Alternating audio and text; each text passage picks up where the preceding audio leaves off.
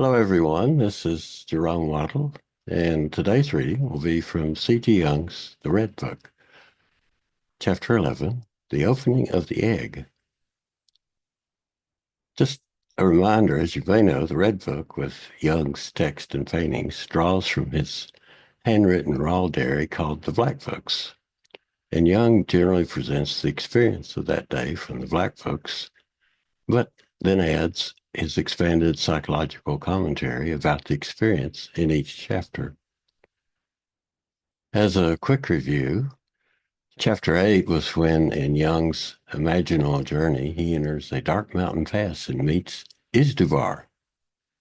He says, as I reach the pass, I see an enormous man approach from the other side.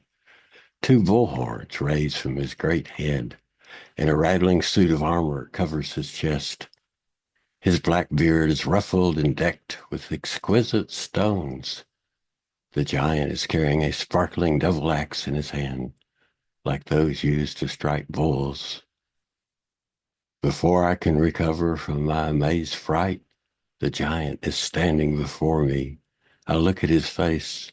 It is faint and pale and deeply wrinkled. His almond-shaped eyes look at me. Astonished horror takes hold of me. This is Izdubar, the mighty bullman. When Jung tells Izdubar about science and his worldview, Izdubar falls ill and says that Jung has poisoned him. So in a sense, Jung destroyed Izdubar's ancient belief system. And as an aside, Jung's description of Izdubar is similar to Izdubar, that is the name in the history of ancient Mesopotamia, 3000 BC, that was mistranslated and corrected to Gilgamesh. Gilgamesh, who was king of the Uruk in the third dynasty of Ur. Located in present-day Iraq, the famous poem, the Epic of Gilgamesh. Gilgamesh is a demigod of superhuman strength who is a bull killer and is hoping to find immortality. Gilgamesh repeatedly fails the trial set before him and returns home to Uruk, realizing that his mortality is beyond his reach. On the second day, in chapter 9, Jung, out of compassion, wants to rescue Izdubar and figures out how to reduce him into the size of an egg and then puts him in his bucket. In chapter 10, the Incantations was added by Jung and is not in the Black Books. I did a video on the God is in the Egg on this channel, and I'll include the link in the description. So today's reading will be from chapter 11, The Opening of the Egg on the Third Day. The reading. The opening of the egg. On the evening of the third day, I kneel down on the rug and carefully open the egg. Something resembling smoke rises up from it, and suddenly Izdubar is standing before me, enormous, transformed, and complete. His limbs are whole, and I find no trace of damage on them. It's as if he had awoken from a deep sleep.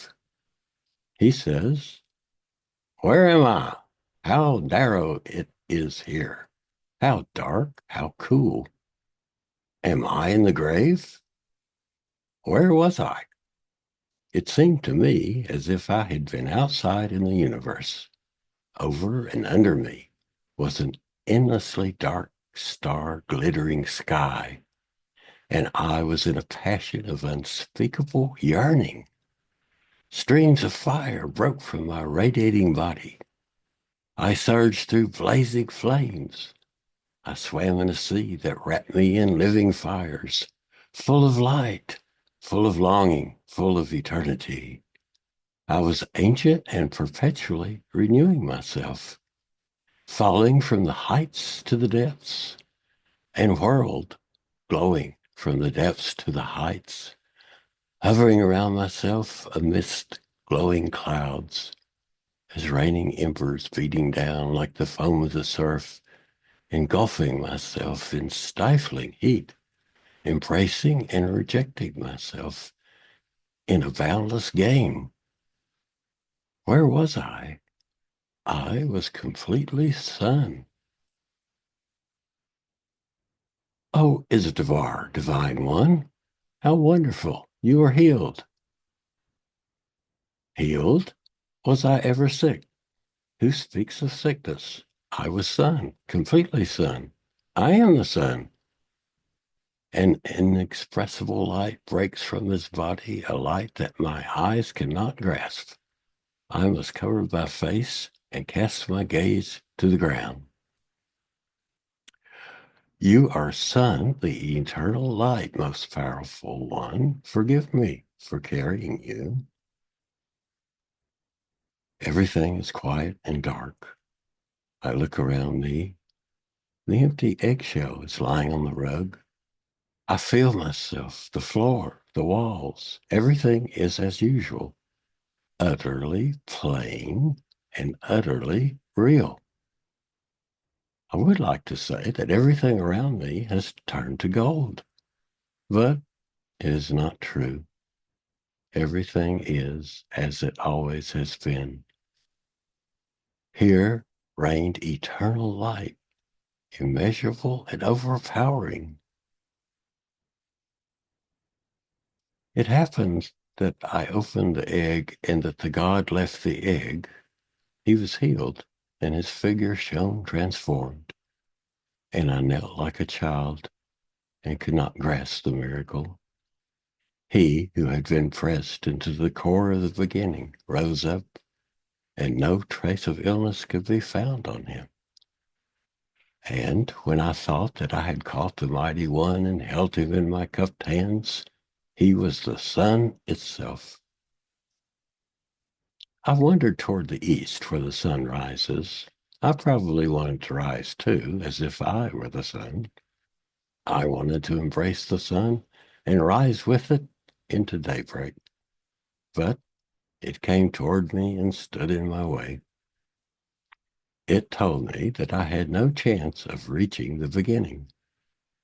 But I lamed the one who wanted to rush down in order to set with the sun in the womb of the night.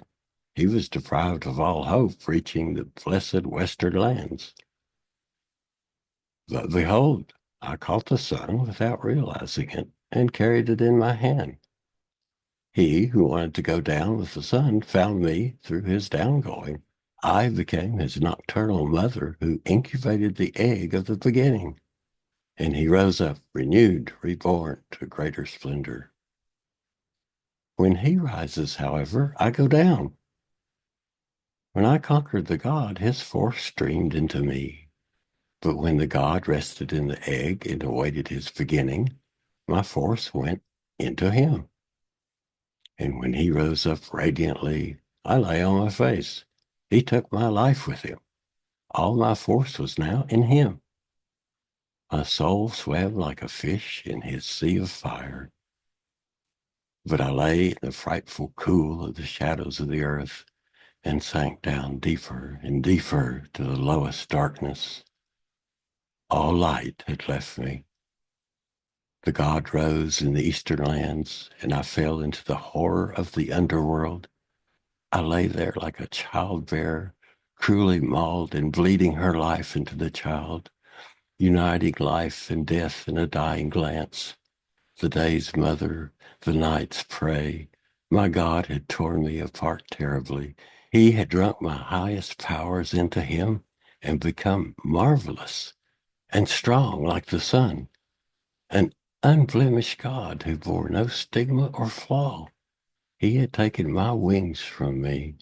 He had robbed me of the swelling force of my muscles, and the power of my will disappeared with him. He left me powerless and groaning. I did not know what was happening to me, since simply everything powerful, beautiful, blissful, and superhuman had leaked from my maternal womb. None of the radiant gold remained. Cruelly and unthinkably, the sunbird spread its wings and flew up into the infinite space. I was left with the broken shells and the miserable casing of his beginning. The emptiness of the depths opened beneath me. Woe betide the mother who gives birth to a god. If she gives birth to a wounded and pain-stricken god, a sword will pierce her soul. But if she gives birth to an unblemished god, then hell will open to her, from which monstrous serpents will rise convulsively to suffocate the mother with miasma. Birth is difficult, but 1,000 times more difficult is the hellish afterbirth. All the dragons and monstrous serpents of eternal emptiness follow behind the divine Son. What remains of human nature when the God has become mature and has seized all power? Everything incompetent, everything powerless, everything eternally vulgar, everything adverse and unfavorable, everything reluctant, diminishing, exterminating, everything absurd, and everything that is unfathomable, night of matter encloses itself. That is the afterbirth of the God and his hellish and dreadful deformed brother. The God suffers when man does not accept his darkness. Consequently, men must have a suffering God, so long as they suffer from evil. To suffer from evil means you still love evil, and yet love it no longer. You still hope to gain something, but you do not want to look closely, for fear that you might discover that you still love evil. The God suffers because you continue to suffer from loving evil. You do not suffer from evil because you recognize it, but because it affords you secret pleasure, and because you believe it promises the pleasure of an unknown opportunity. So long as your God suffers, you have sympathy with him and with yourself. You thus spare your hell and prolong his suffering. If you want to make him well without engaging in secret sympathy with yourself, evil puts a spoke in your wheel. The evil whose form you generally recognize, but whose hellish strength in you yourself do not know. Your unknowing stems from the previous harmlessness of your life, from the peaceful passage of time, and from the absence of the God. But if the God draws near, your essence starts to seethe, and the black mud of the depths whirls up. Man stands between emptiness and fullness. If his strength combines with fullness, it becomes fully formative. There is always something good about such formation. If his strength combines with emptiness, it has a dissolving and destructive effect, since emptiness can never be formed, but only strives to satisfy itself at the cost of fullness. It does so because of its association with fullness. But to ensure that your formation continues to exist, it must remain tied to your strength. Through constant shaping, you gradually lose your force, since ultimately all force is associated with the shapeliness that has been given to form. Ultimately, where you mistakenly imagine that you are rich, you have actually become poor, and you stand amidst your forms like a beggar. That is when the blinded man is seized by an increasing desire to give shape to things, since he believes that manifold increased formation will satisfy his desire. Because he has spent his force, he becomes desirous. He becomes to compel others into his service and takes their force to pursue his own designs. In this moment, you need evil. When you notice that your strength is coming to an end and desire sets in, you must withdraw it from what has been formed into your emptiness. Through this association with the emptiness, you will succeed in dissolving the formation in you. You will thus regain your freedom In that you have saved your strength from oppressive association with the object. So as long as you persist with this standpoint for the good, you cannot dissolve your formation precisely because it is what is good. You cannot dissolve good with good. You can dissolve good only with evil. For your good also leads ultimately to death through its progressive binding of your force. By progressively binding your force, you are entirely unable to live without evil. Your shaping first produces an image of your formation within you. This image remains in you, and it is the first and unmediated expression of your shaping. It then produces precisely through this image an outer one, which can exist without you and outlive you.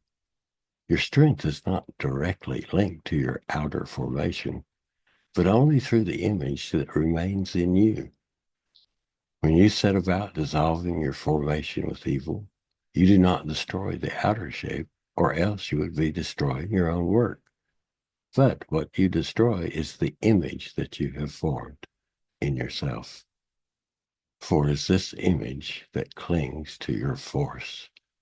You will need evil to dissolve your formation and to free yourself from the power of what has been to the same extent which this image fetters your strength. Hence, the formation causes many good persons to bleed to death because they cannot attend to evil in the same measure.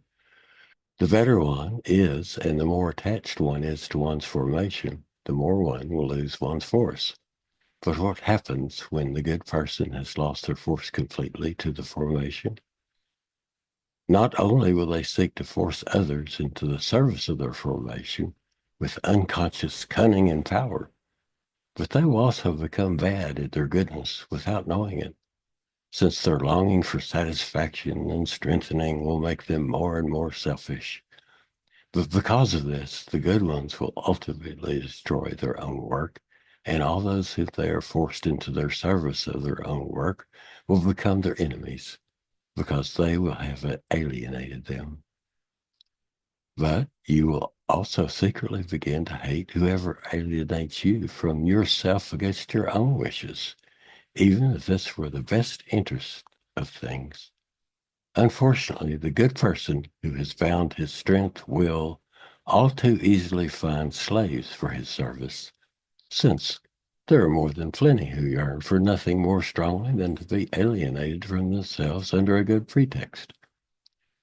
You suffer from evil because you love it secretly and are unaware of your love. You wish to escape your predicament, and you begin to hate evil. And once more, you are bound to evil through your hate, since whether you love or hate it, it makes no difference. You are bound to evil. Evil is to be accepted. What we want remains in our hands. What we do not want, and yet is stronger than us, sweeps us away, and we cannot stop it without damaging ourselves, for our force remains in evil. Thus, we probably have to accept our evil without love and hate, recognizing that it exists and must have its share in life. In doing so, we can deprive it of the power it has to overwhelm us. When we have succeeded in making a God, and if through this creation our whole force has entered into this design, we are filled with overwhelming desire to rise with the divine sun and to become a part of its magnificence. But we forget that we are then no more than hollow forms, since giving form to God has sapped us completely. We are not only poor, but have become sluggish matter throughout, which would never be entitled to share in divinity. Like a terrible suffering or an inescapable devilish persecution, the misery and neediness of our matter creeps up upon us. The powerless matter begins to suckle and would like to swallow its shape back into itself again. But since we're always enamored of our own design, we believe that the God calls us to him, and we make desperate attempts to follow the God into the higher realm, or we turn preachingly and demandingly to our fellow men to, at any rate, force others into the following the God. Unfortunately, there are men who allow themselves to be persuaded into doing this to their and our detriment. Much undoing resides in this urge, since who could suspect that he who has made the God is himself condemned to hell? But this is the way it is, because the matter that is stripped of the divine radiance of force is emptiness and dark. If God alights from matter, we feel the emptiness of matter as one part of endless empty space. Through haste and increased willing and action, we want to escape from emptiness and also from evil. But the right way is that we accept emptiness, destroy the image of the form within us, negate the God, and descend into the abyss and awfulness of matter. The God, as our work, stands outside us and no longer needs our help. He is created and remains left to his own devices. A created work that perishes again immediately once we turn away from it is not worth anything, even if it were a God. But where is God after his creation and after his separation from me? If you build a house, you see it standing in the outer world. When you have created a God whom you cannot see with your own eyes, then he is in the spiritual world that is no less valuable than the outer physical world. He is there and does everything for you and others that you would expect from a God.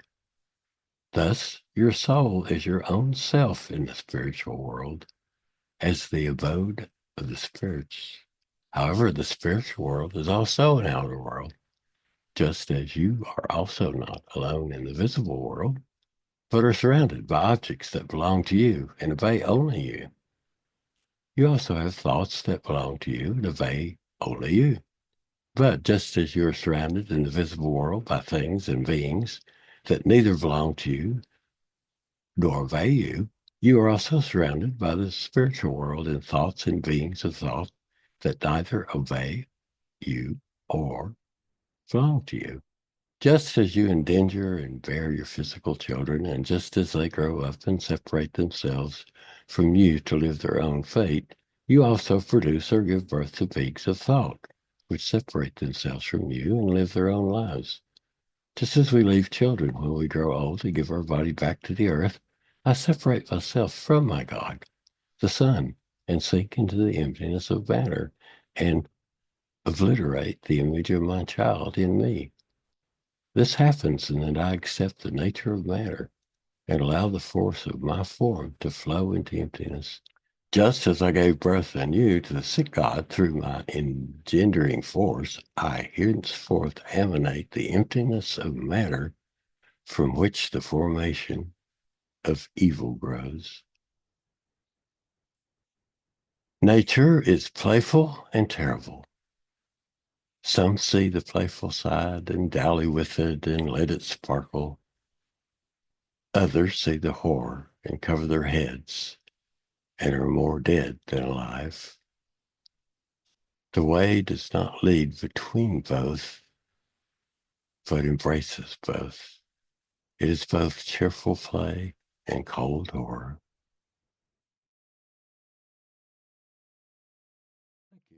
Thank you for listening. Chapter. This video is to give you a taste of the Red Book and Jung's approach to analyzing his experience from a psychological perspective. I would also like to point out that this is Jung's personal journey, and everyone's journey will be different. However, I do find that reading it can serve to challenge one's perspective. Also, I found this helpful message from Christian Gillard in his article From Izdubar to Answer to Jove in the Journal of Analytical Psychology in 2012. Christian says, quote, "First of all, this reading can teach us or remind us that our psychoanalysis is born from an experience of the unconscious, faced as a dynamic, strangely living, enigmatic, largely independent and autonomous reality, endowed with powers of expression, representation, personification, dramatization, and symbolization, which continually astound us. Indeed, these forces are so powerful they may prove to be lethal. However, we may also learn to cooperate with them in order to make more room for the unconscious, the better to acknowledge and deal with it. This observation is a practical invitation addressed to each and every one. Thanks for listening, and I welcome any comments that you may have.